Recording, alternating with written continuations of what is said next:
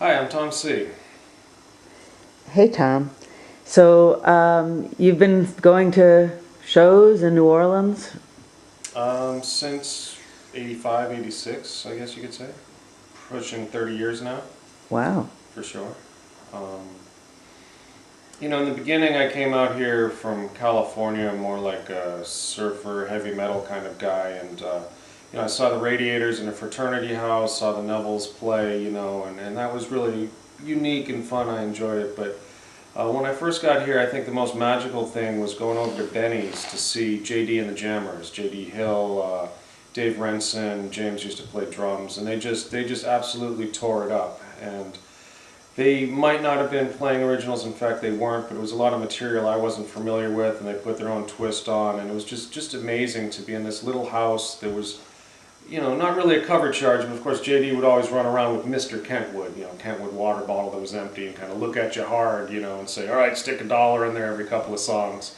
And then you just tell him you already paid. It was cool, But Keith Richards had stopped by there. A lot of other celebrities did come. It got mentioned in Rolling Stone. When MTV was new, they came by. They wanted to put them on live. And JD says, well, what you going to pay me? And they're like, well, we're not going to pay anything. He said, forget that. I don't want to be on there. But it was great. It was great. It was just a little house, and if you look, there's a archway there, and that was about how big the opening was for a while. And you would kind of lean up against a rope. You'd stick your head into this room to watch them play.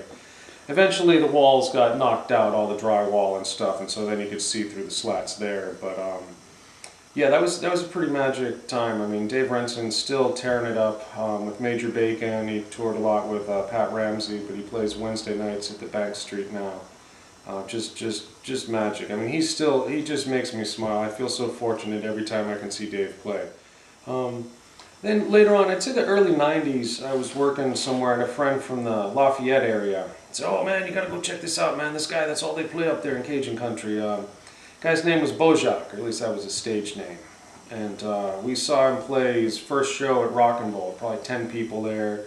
We went out and talked to him afterwards. They gave us hat. It was Bojack and the Zydeco High Rollers. And it just blew up. It just got bigger and bigger. And 92, 93, 94, 95. Rock and Roll, Bojack was just huge. Bojack, the Battle of the Bands, Boozoo versus Bojack. The ground was always shaking. It was just there because this was really the first generation that grew up also listening to rock and roll as well as Zydeco. So it kind of fused the two. And years later, actually. A friend of mine won tickets to go see Letterman for the New Orleans thing, and Bojack was playing on Letterman. I was able to see him up there, but that was just a magic time. He was great. Big 6'6" guy up there, probably 350. He could work the accordion like smaller guys, play a harmonica. He just really had it, and with the R&B in there and the funk, it was just magic being in there. I shook I shook Mick Jagger's hand in there one night. I'm kind of disappointed. It was a limp-wristed handshake, but anyway, yeah, that was really great. And then later half of the '90s, early 2000s maybe, I was working in the casino business, and I had sort of odd days off. I had Thursday, Fridays off, but every Wednesday night the Soul Rebels would play at the Bonton, and everyone's like, "Oh no, that's Thursday night." I said, "No, dude, it was Wednesday before the storm." And it wasn't really that crowded, but they just, I really loved their first 3-4 albums. That's the material they were playing. It was just fantastic, and I would just start smiling when I'm sitting there listening, going like, yeah, I could move other places and make more money, but how priceless is this to be standing 5 feet from Lamar and Derek and the whole Soul Rebels there? Just fantastic. Every Wednesday religiously. Then Thursday after the storm, when everyone came back.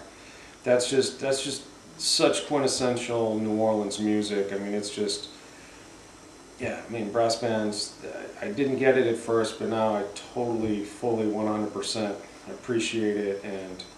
And Soul Rebels, those Wednesdays were just amazing. You're thinking like, geez, I got to go back to work on Saturday. But if I can stay out Wednesday night and catch the second set at the Bonton, it's all worth it.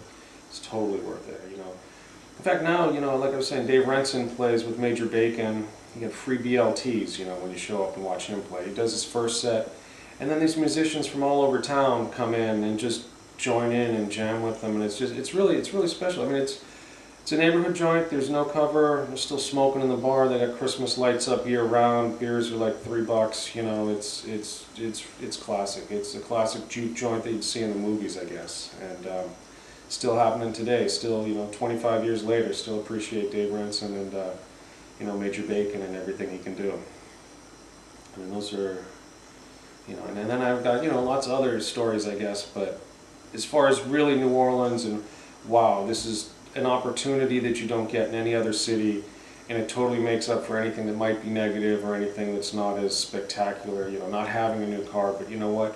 I get to listen to this. I get to stand this close to them. I get to talk to them in between sets, you know, and really just, it's priceless. I mean, people pay a lot of money to see a lot worse from a lot further away.